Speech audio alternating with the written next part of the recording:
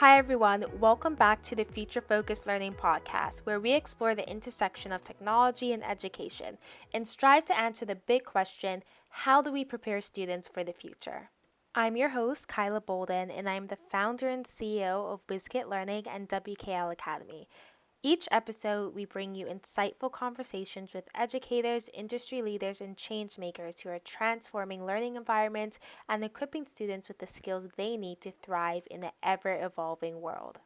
So, today is a very special episode because we are speaking with a teacher from Bermuda. And in case you don't know, I was born and raised in Bermuda. I went to school there until I was 13 years old.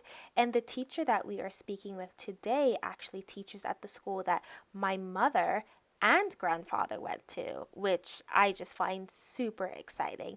This school is called the Berkeley Institute. As I said, is located in Bermuda, and we are speaking with Miss Iris. Now, I had the pleasure of meeting Miss Iris a few months ago when I did a short talk and presentation to her students in her FinTech class. And Miss Iris actually leads and teaches the FinTech class at the Berkeley Institute.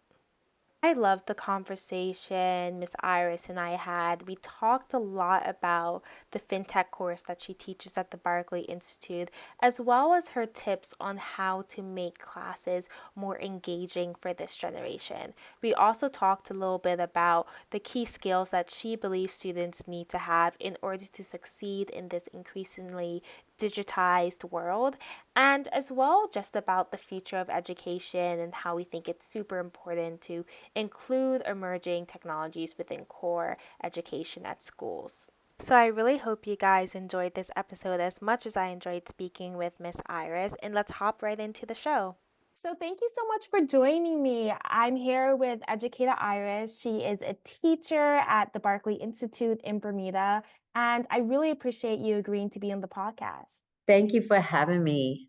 So, I always like to ask educators this question. Tell me a little bit more about how you got into teaching. Was teaching something that you always wanted to do, something that you eventually fell into? Tell me a little bit more about that.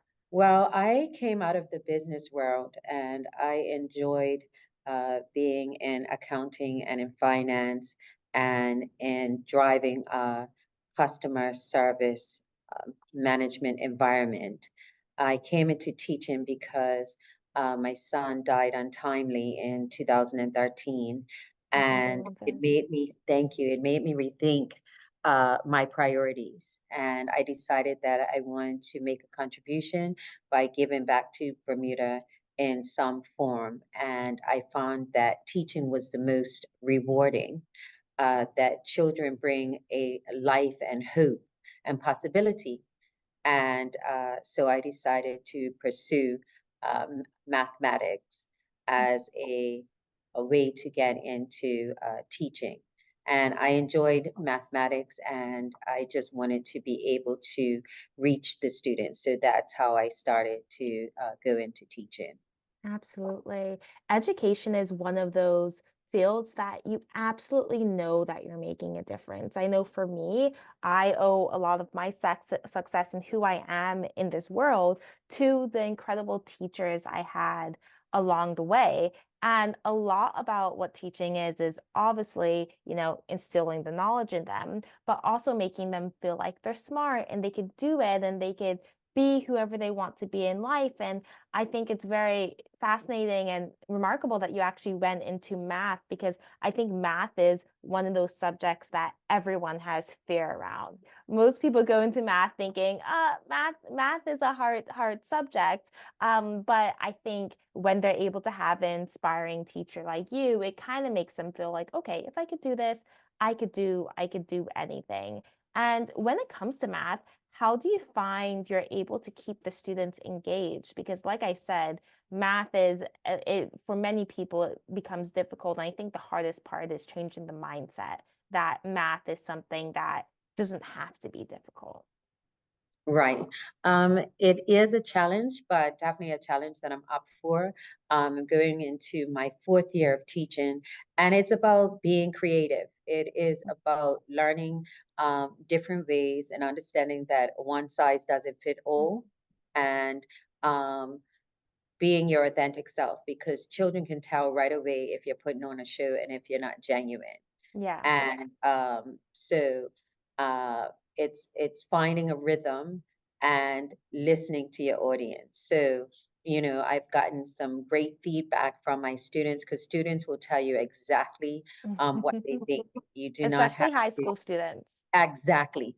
And so that's what I've learned. So at the end of the year, um, I come up with a plan on how best can I serve my clients, which are the students. And you know, so you set in games, like some of the things that I'm going to add that I thought went very well. We're having games on Mondays where you can make math fun. Mhm. Um, Looking for ways to have field trips around math. Usually your field trips around geography, Mhm. around, science, but who goes on a field trip for math? You know?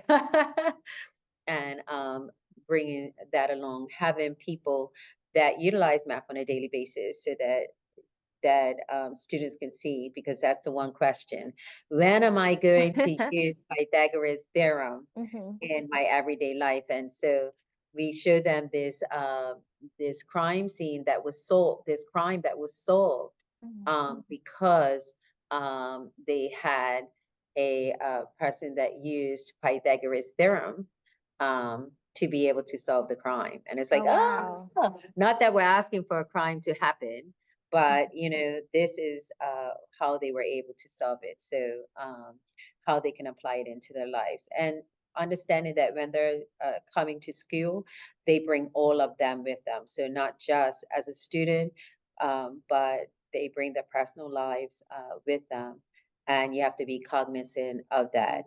And so you have to extend grace. You have to like roll up your hands and get dirty. This is not for the faint-hearted. Mhm. And sometimes you won't realize the impact you've made, or they won't realize the impact you've made until later on. Yeah, absolutely. And I think something that stands out about the way you teach is that you're always trying to, even the fact that you call your students like my clients, I need to make sure it's an engaging experience for them. But you definitely lead from like a servant leader position where you're trying to make sure you're serving them in the best way possible. And part of that is actually bringing it back to real world applications like you did in the math class. And I think this segues perfectly into the fact that you also teach FinTech. And just for the audience, I was a speaker for one of your FinTech classes, and I got to see what the students were learning. I got to talk a little bit more about what we do at WizKid Learning.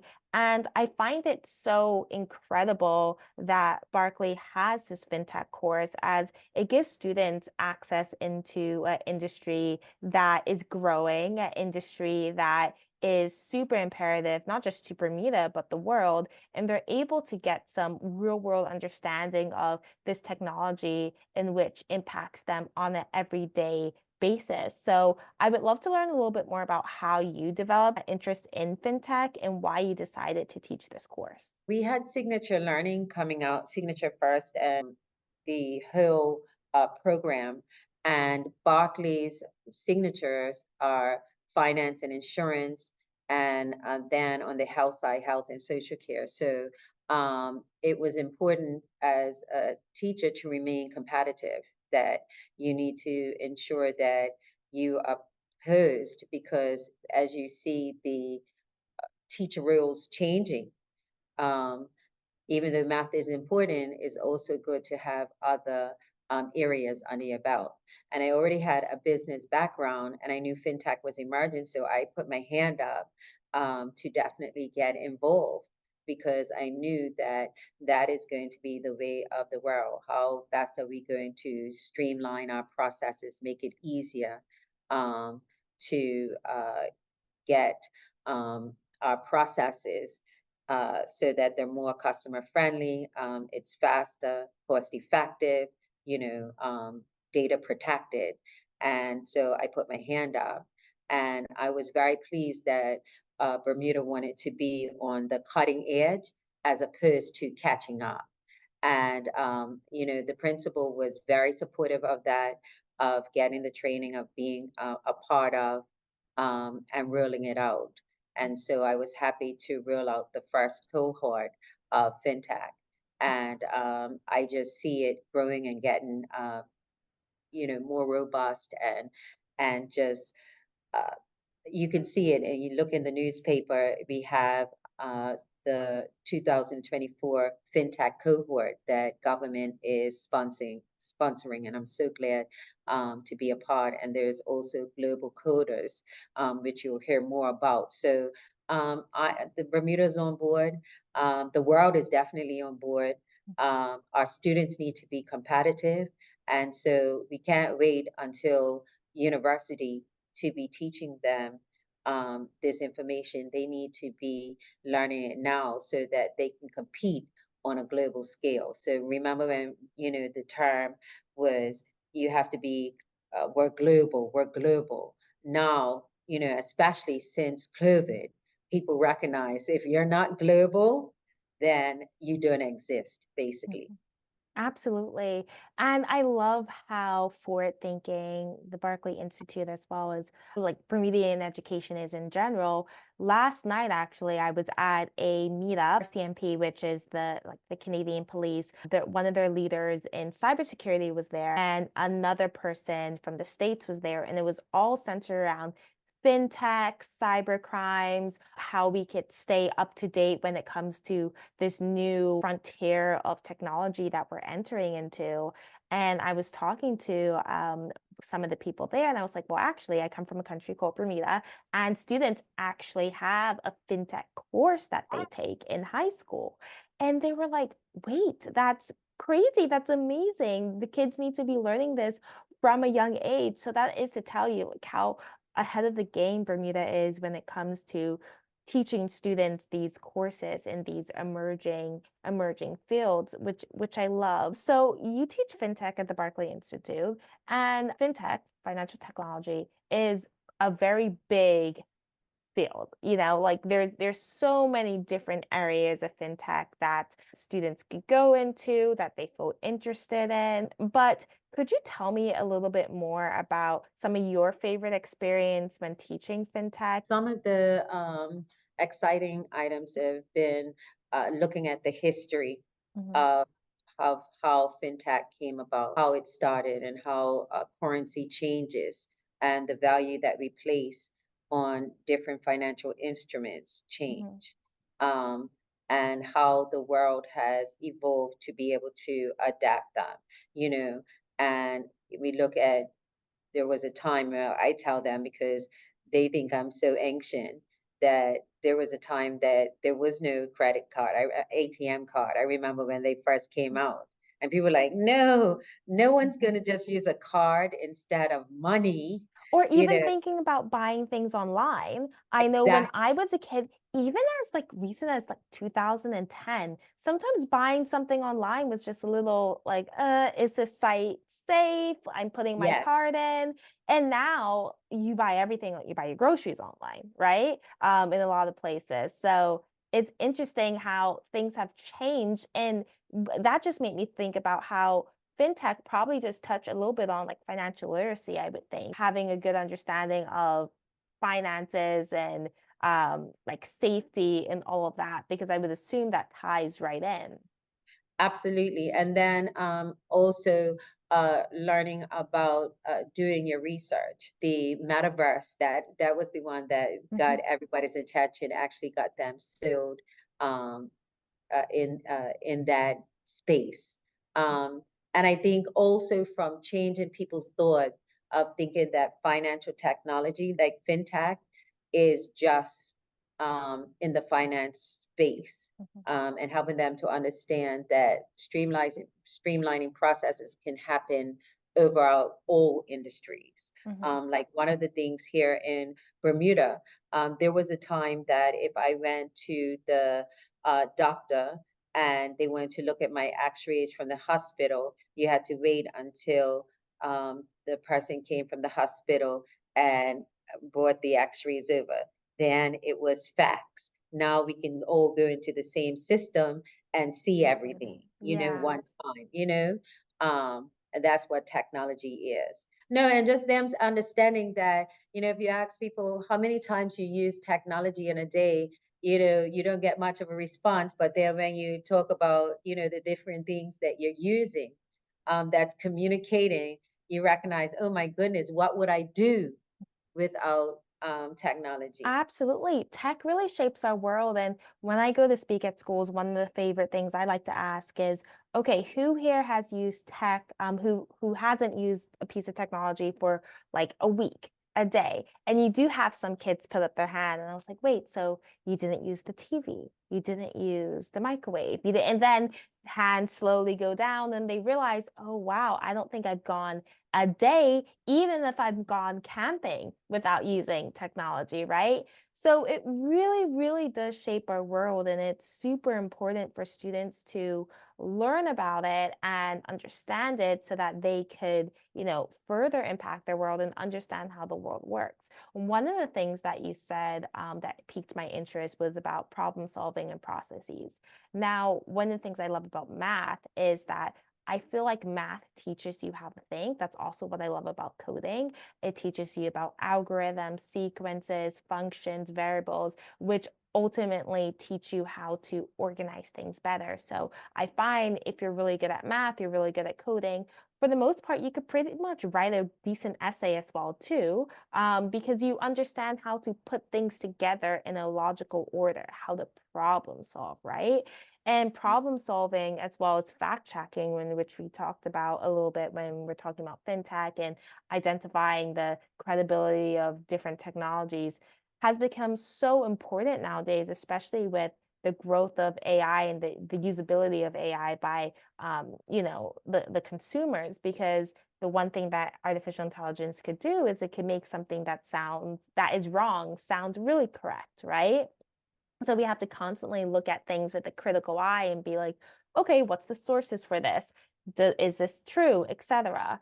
Which I think is really important for students to learn from a young age. And so these students are taking this fintech course, right? And they're enjoying it. I know that because I've spoken to many of them who's taken your course and they seem so, so interested in it. But how do you believe that this fintech course prepared Bermudian students for future opportunities, whether it's in like the financial technology sector or just in, career opportunities in general? So this is the first year that we've rolled it out. So it's going to continue to grow. Of course. One of the things that we are intending is that it would have a micro credential. So they'll have some type of certification at the end.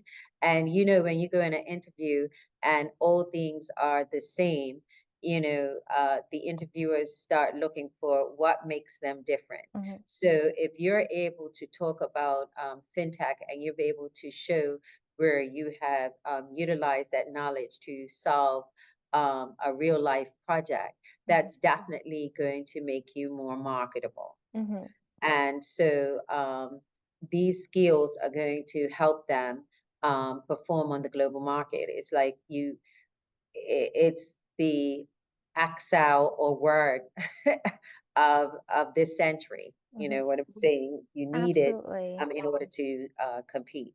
Yeah. And one of the things that, and this segues into kind of like the big question that we ask on this podcast is how could we successfully prepare students for the future? Now, you teach high school students, so it's not necessarily 20 years until they're going to get into the workforce. Sometimes it's 4, 3 years even. But still, the way technology is moving, the way the world is changing, it is Mhm. moving so quickly that our careers, industries are being impacted every single day. So I think the job of a lot of us educators is to say, okay, what do students need to know that are transferable skills that will help them be successful in the future? So, how do you prepare your students for the future, particularly when it comes to tech literacy, critical thinking skills? It could be taken many different ways here. Yes, I think I incorporate all of those.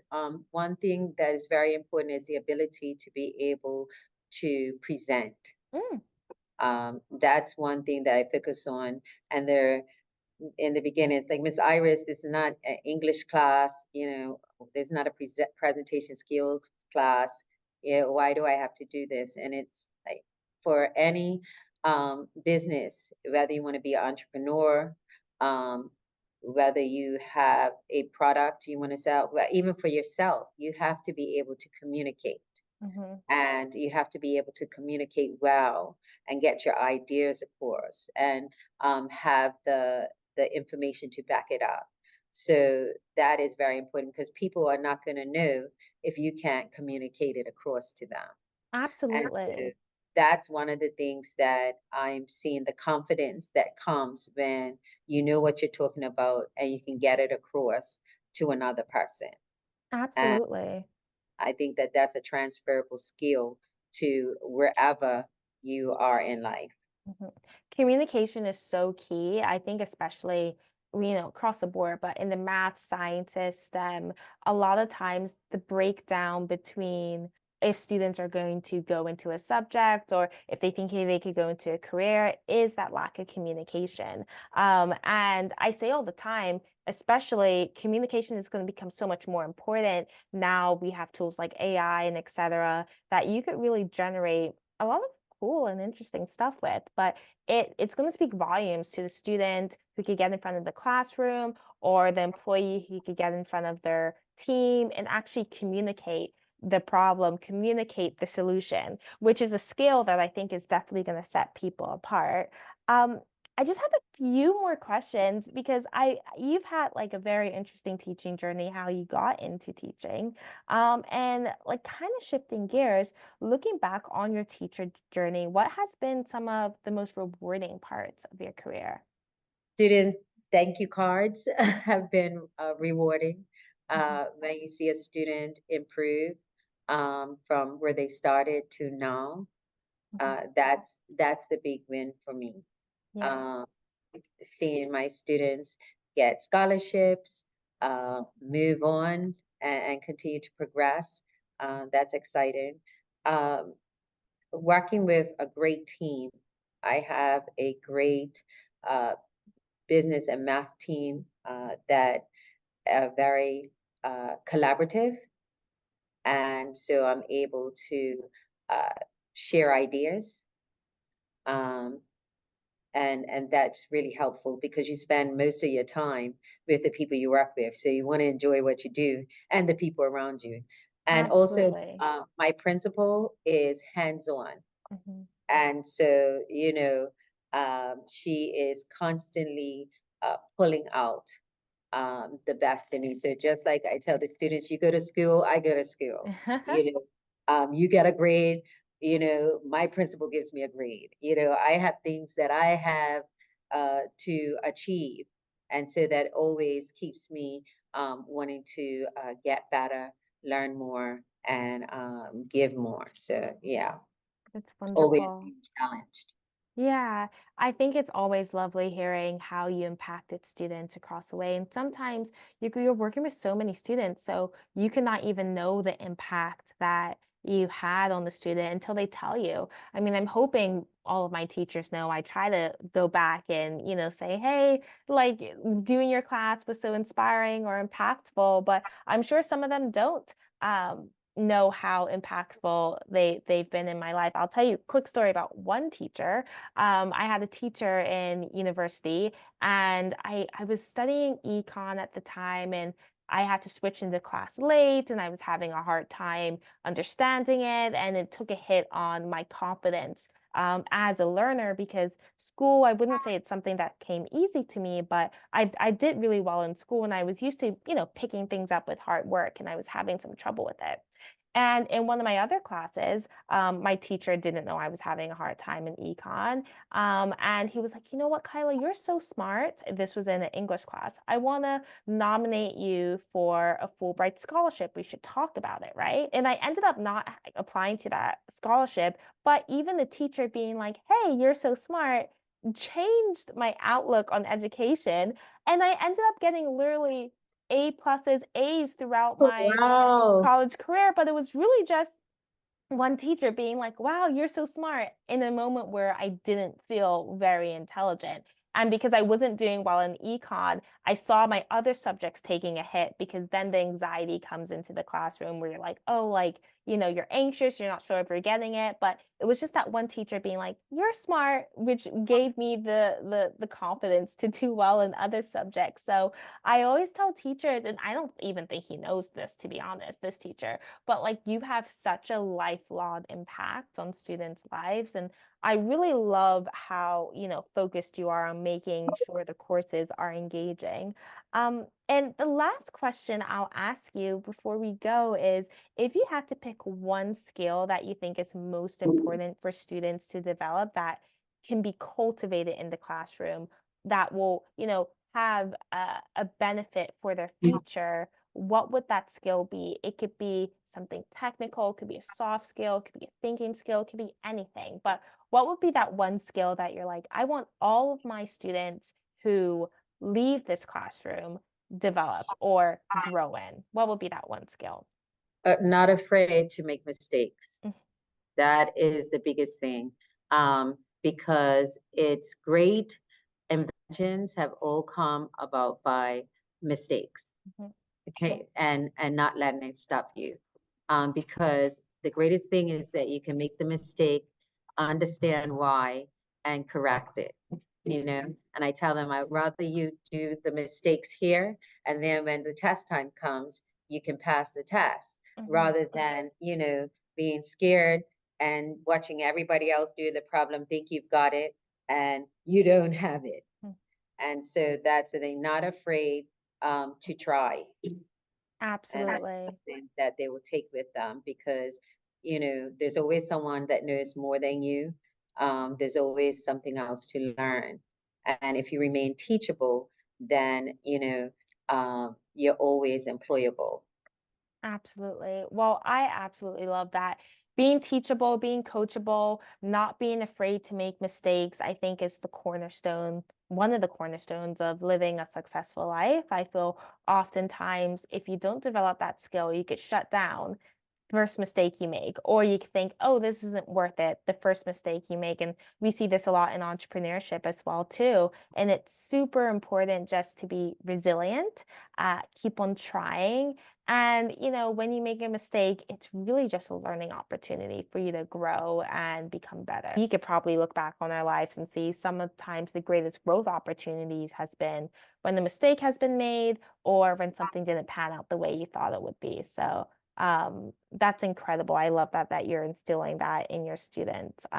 And thank you so much for joining me for the podcast. It's always You're really interesting getting to talk to educators like you, especially ones that are, actually teaching these courses in emerging technologies like fintech. And I think it's super incredible what you're doing. I've got to see firsthand how the fintech course has been going at Berkeley, all the amazing things that the students are learning and how engaged they are. And I think you're just doing such wonderful work. And I just want to thank you for all that you do. So, thank you guys so much for listening to that episode. I really enjoyed speaking with Miss Iris and learning more about the FinTech course that she is teaching at the Berkeley Institute. If you haven't already, please make sure to subscribe to this podcast, whether it's on Apple Podcasts or Spotify or wherever you get your podcasts. And if you can, give us a 5 star and tell us about educators or topics that you want to see on the podcast. I thank you guys so much for listening, and I'll see you next episode.